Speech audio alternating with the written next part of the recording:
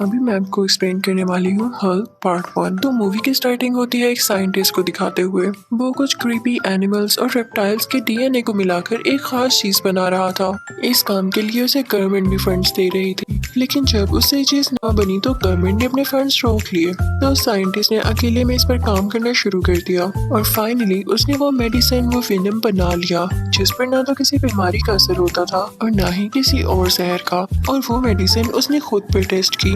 इसी दौरान उसका एक बेटा हुआ और उसने उसका नाम ब्रूस रखा। उस साइंटिस्ट को पता चलता है कि उसके बेटे में भी इस चीज का असर आ चुका है जिस मेडिसिन को उसने खुद पर टेस्ट किया था। तो वो इस चीज का हल निकालने लगता है कि कैसे इसके असर को खत्म किया जाए। दूसरी तरफ हम ये भी देखते हैं कि ब्रूस को जब कोई चोट लगती तो वो हंसता रहता था, यानी ना तो उसे कोई दर्द होती थी और ना वो कभी बीमार होता था। ब्रूस के फादर को गवर्नमेंट की बात ना मानने पर जॉब से भी निकाल दिया जाता है। फिर हम देखते हैं कि कई साल बीत चुके हैं। अब ब्रूस किसी और फैमिली के साथ रहता है। उसे ये बताया गया है कि उसके पेरेंट्स मर चुके हैं। अब ब्रूस भी एक साइंटिस्ट बन चुका है और उसके साथ एक कोलीग होती है जिसका नाम रोज होता है। वो दोनों एक दूसरे को काफी पसंद करते थे। ये दोनों इस बात पर रिसर्च कर रहे होते हैं कि किसी भी जख्म को कैसे ठीक किया जा सकता है। तभी इनके पास एक सोल्जर आता है और वो कहता है कि तुम आर्मी के लिए काम करो, लेकिन ये लोग उसे मना कर देते हैं कि हम चाहते हैं कि इसका फायदा सारी दुनिया को पहुंचे। लेकिन वो आर्मी ऑफिसर इन्हें वार्न करके यहाँ से चला जाता है।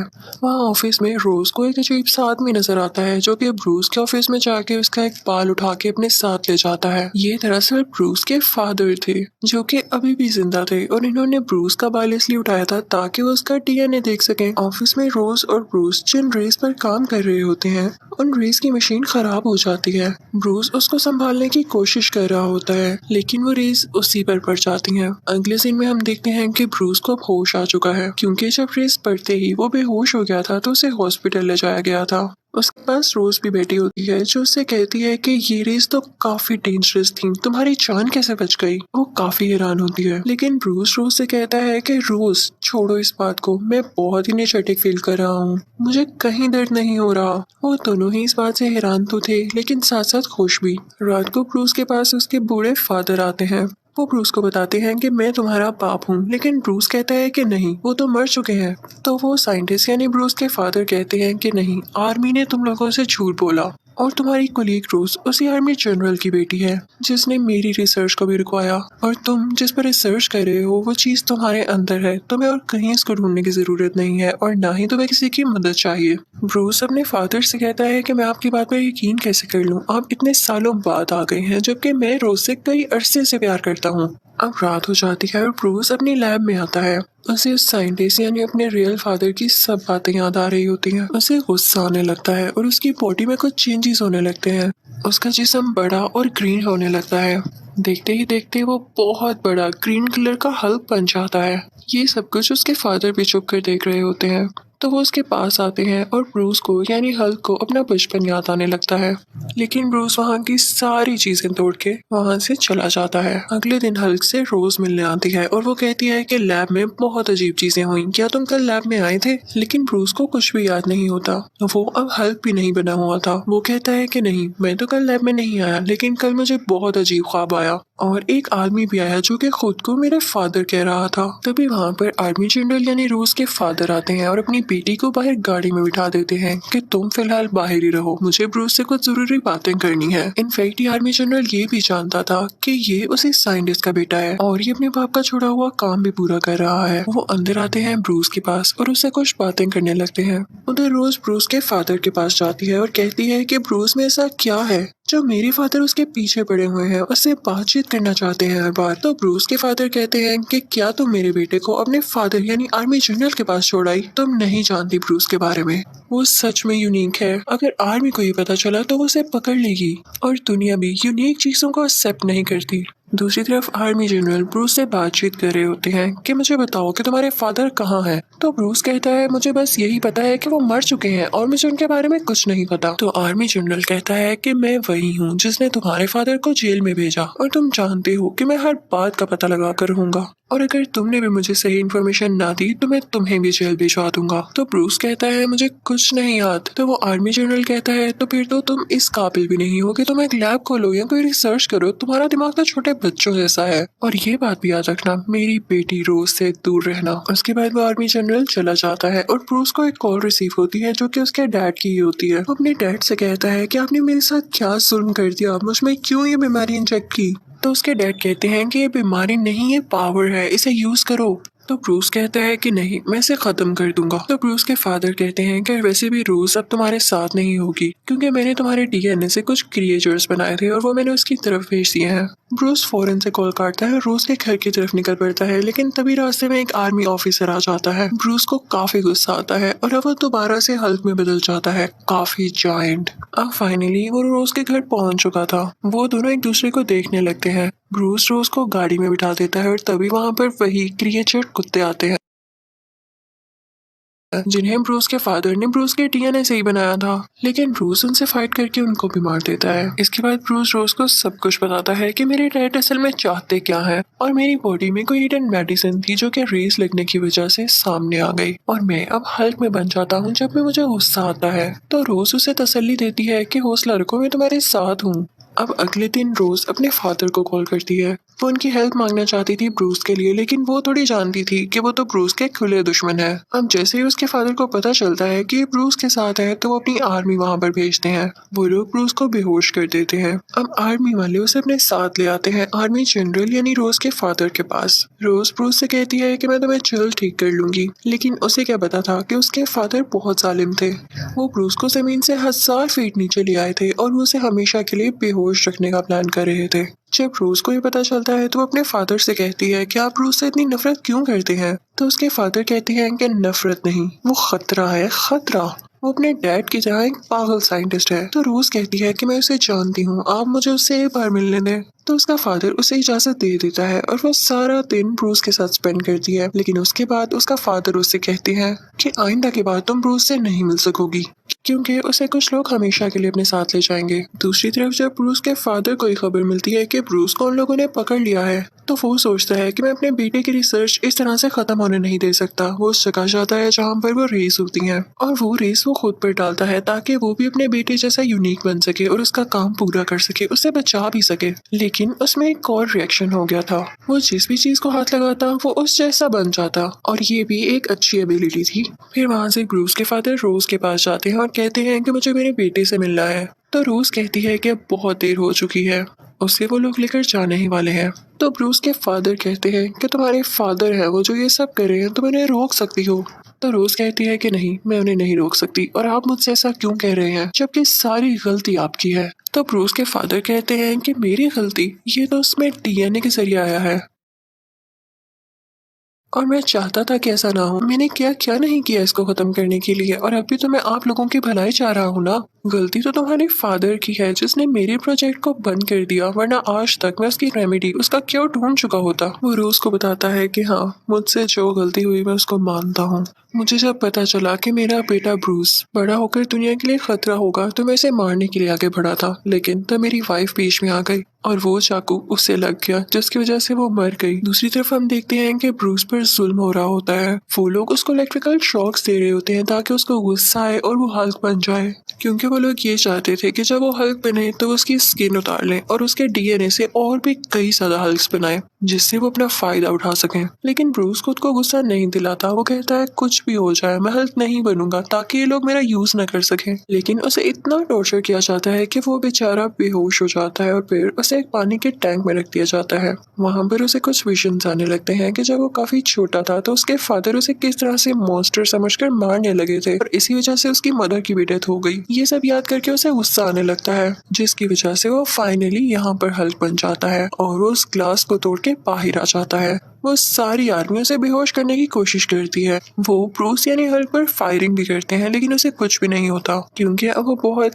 पावरफुल हल्क बन चुका था, जायंट बन चुका था। वो उस बिल्डिंग से बाहर आ जाता है। उसके पीछे आर्मी का हेलीकॉप्टर भी होता है जिसके ऊपर वो चढ़ जाता है, लेकिन जब हेलीकॉप्टर ज्यादा ऊपर होता है तो हल्क अपना बैलेंस खो देता है और पानी में जाकर गिरता है और फिर उस पर आर्मी फायरिंग करने लगती है, लेकिन हल्क वहाँ पानी से निकलकर शहर की तरफ आने लगता है जहाँ पर रोज भी होती है और उसे भेजा होता है उसी के फादर यानी आर्मी जनरल ने। ब्रूस जब रोज को देखता है तो वो नॉर्मल इंसान बनने लगता है, उसका गुस्सा कम होने लगता है क्योंकि उसे नहीं पता था कि ये उसके खिलाफ कोई साजिश है और इसी बात का फायदा उठाकर आर्मी उसे दोबारा से पकड़ लेती है। और जब ब्रूस को पता चलता है कि उसके फादर ने उसके साथ धोखा किया, उससे झूठ बोला, तो उसे बहुत बुरा लगता है और उसे अपने फादर से नफरत होने लगती है। अब यहाँ पर ब्रूस के फादर भी आते हैं जो कि आर्मी से कहते हैं कि मुझे आखिरी बार अपने बेटे से मिलना है, उसके बदले में मैं सरेंडर करता हूँ, तुम लोग मुझे अरेस्ट कर लो। लेकिन यहाँ पर वो भी गेम खेल रहे थे क्योंकि अब उनके पास भी तो पावर्स आ चुकी थी, वो इनसे लड़ना चाहते थे अपने बेटे के लिए।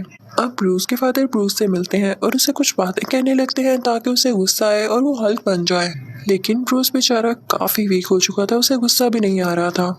तो ब्रूस के फादर पूरे शहर की एनर्जी और इलेक्ट्रिसिटी अपने अंदर एब्जॉर्ब कर लेते हैं और उसका शौक वो ब्रूस को भी देते हैं, जिसकी वजह से ब्रूस अब फाइनली हल्क बन जाता है और वो दोनों लड़ने लगते हैं। ब्रूस के फादर उससे इसलिए लड़ रहे थे ताकि वो उसकी एनर्जी एब्जॉर्ब कर सके।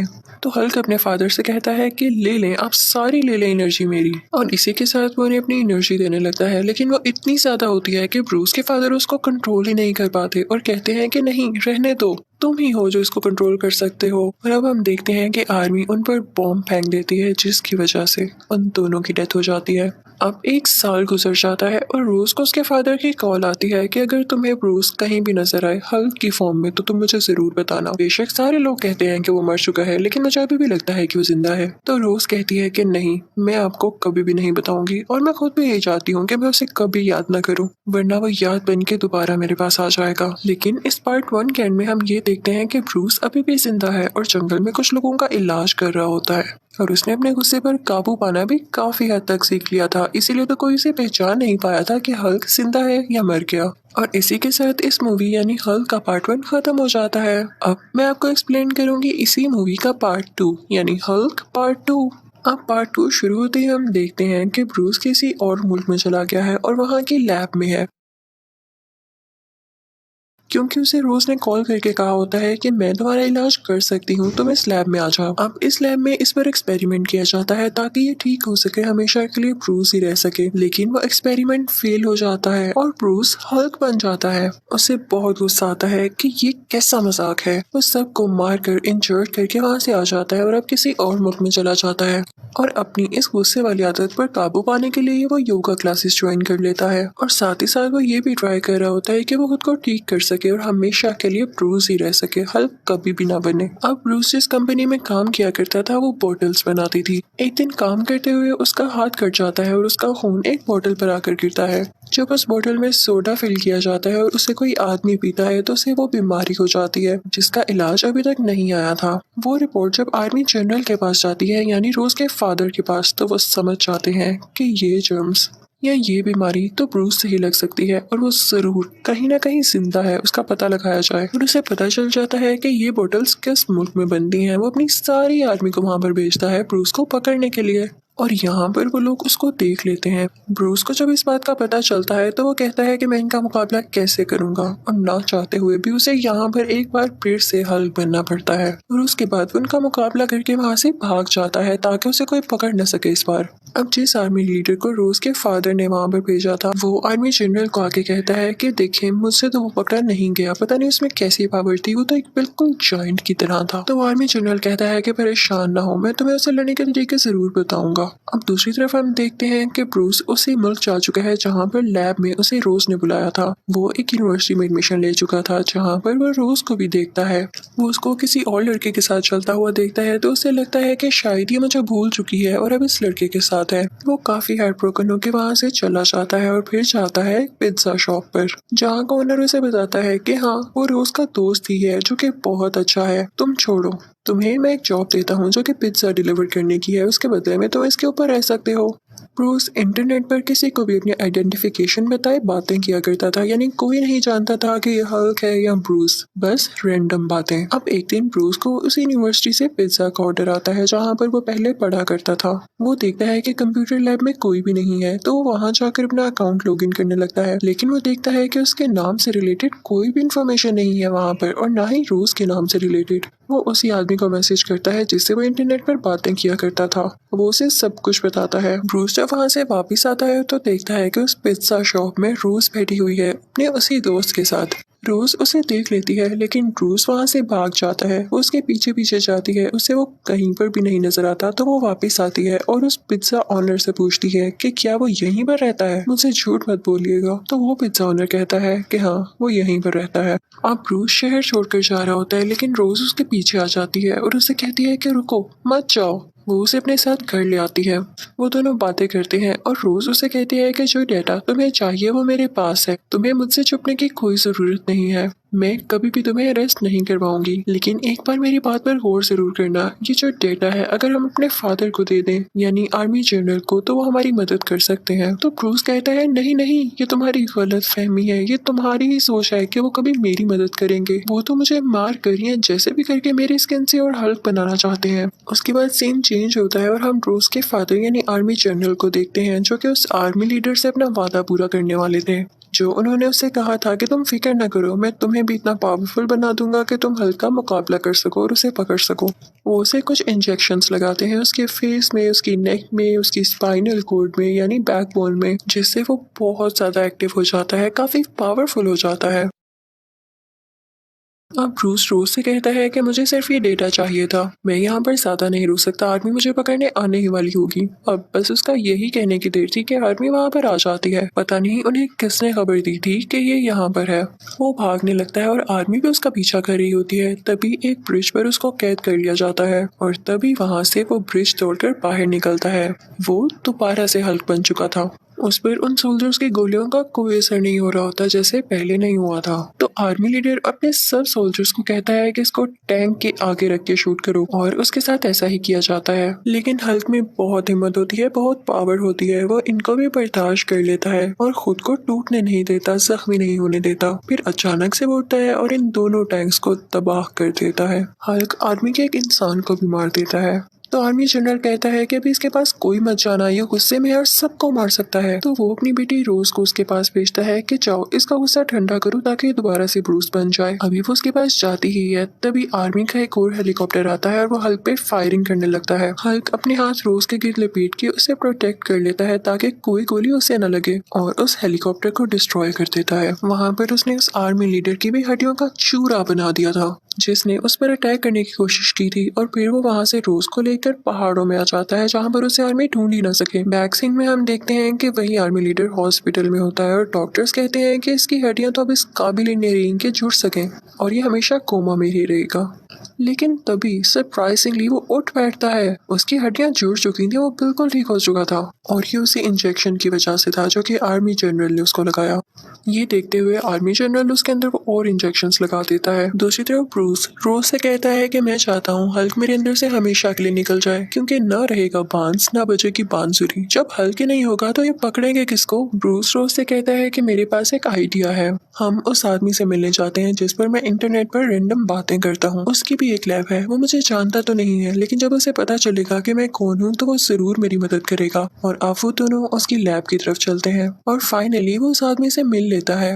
वो रैंडम आदमी ब्रूस से कहता है कि मुझे तो लगा था तुम कोई जायंट हो जिससे अपने बारे में तुम बातें बताया करते थे। तो ब्रूस उससे कहता है कि हाँ मैं हूँ, ये मेरा नॉर्मल इंसान का वर्जन है। तो वो आदमी उससे कहता है कि देखो मेरे पास जो मेडिसिन है वो बहुत स्ट्रॉन्ग है, मैं नहीं जानता कि तुम उसे कंट्रोल कर सको या नहीं, उसे बर्दाश्त करो भी या नहीं, तुम उससे मर भी सकते हो, क्या मैं लगा दूं तुम्हें। तो ब्रूस कहता है कि जान की परवाह है भी किसको, मैं तो बस हल्क को हमेशा के लिए मारना चाहता हूँ। अब उसको लैब में ले जाया जाता है, लेकिन वो मेडिसिन इंजेक्ट करने के लिए सबसे पहले उसे हल्क बनाना जरूरी था, इसलिए उसको इलेक्ट्रिकल शॉक्स लगाए जाते हैं ताकि वो गुस्से में आके हल्क बन सके, और ऐसा होता भी है। रोज उससे बातें करने लगती है कि देखो किसी चीज को नुकसान मत पहुंचाना, हम यहाँ पे तुम्हारी भलाई के लिए ही तो आए हैं, याद रखना सब। और इसी के साथ वो रैंडम आदमी अपनी वो मेडिसिन उसमें इंजेक्ट कर देता है, जिसके बाद से वो हल्क अब ब्रूस बनने लगता है, यानी असली फॉर्म में आने लगता है, एक अच्छा सा इंसान। वो रैंडम आदमी काफी खुश होता है क्योंकि उसका एक्सपेरिमेंट कामयाब रहा था और उसने इस बीमारी का हल भी ढूंढ लिया था।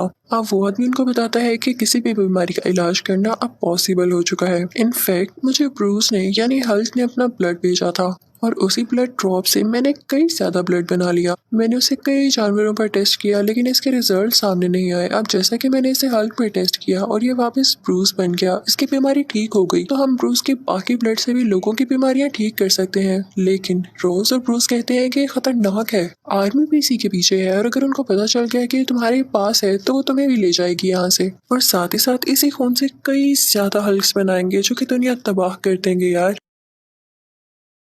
इतनी ही देर में वहां पे आर्मी भी आ जाती है और वो लोग ब्रूस को एक बार फिर से बेहोश कर देते हैं और आर्मी जनरल अब ब्रूस को अपने साथ पकड़ के ले जाती है। दूसरी तरफ उस रैंडम आदमी के पास वो आर्मी लीडर आता है और उसे गन पॉइंट करके कहता है कि मुझ में भी ब्रूस का ब्लड दाखिल करो ताकि मैं भी हल्क बन सकूं। अब उस रैंडम आदमी को ना चाहते हुए भी ऐसा करना पड़ता है और जैसे ही वो उसके अंदर ब्रूस का ब्लड डालता है तो वो बहुत ही ज्यादा अजीब क्रिएचर में बदल जाता है, जिसकी बॉडी पर तरह तरह के गंदे गंदे स्पाइक्स थे, यानी उसकी स्किन काफी गुरदरी थी। वो उस रैंडम आदमी को काफी मारता है और उसके लैब से बाहर आ जाता है। दूसरी तरफ उस आर्मी जनरल को स्क्रीन पर एक अजीब सा क्रिएचर दिखाई देता है जो कि नीचे जमीन पर गिर रहा था। वो सोचता है कि हल्क यानी ब्रूस तो मेरे साथ बैठा है, तो ये कौन है। उसे पता चल जाता है कि ये वही आर्मी लीडर है और इसने क्या कारनामा किया है। अब आर्मी जनरल को अपनी गलती का एहसास हो चुका था क्योंकि अब वो आर्मी लीडर जिस नई क्रिएचर में बदला था उसे रोकना तो और भी मुश्किल था क्योंकि वो खतरनाक वाली क्रिएचर जो था।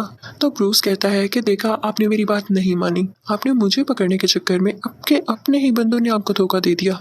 अब आप मुझे जाने दें क्योंकि मेरे अलावा उसे कोई नहीं रोक सकता। आर्मी जनरल भी जानता था कि उसने अपनी कई आर्मी भेजी, कई कोशिशें की, लेकिन वो हल्क को नहीं पकड़ पाया, तो इस क्रिएचर को कैसे पकड़ पाएगा। लेकिन फिर भी आर्मी जनरल का प्लान चेंज होता है और वो ब्रूस को नहीं जाने देता। तो ब्रूस जबरदस्ती हेलीकॉप्टर का दरवाजा खोल के नीचे जंप लगा देता है और वो नीचे रोड में जाकर लगता है जिससे रोड टूट जाती है और वहां से बाहर आता है हल्क, यानी ब्रूस अब हल्क बन चुका था और उसके सामने वही आर्मी लीडर की क्रिएचर था। वही आर्मी लीडर वाला क्रिएचर उस हेलीकॉप्टर पर अटैक कर देता है जिसमें रोज होती है, लेकिन हल्क उसे रोकने की कोशिश करता है। उन दोनों की काफी फाइट होती है।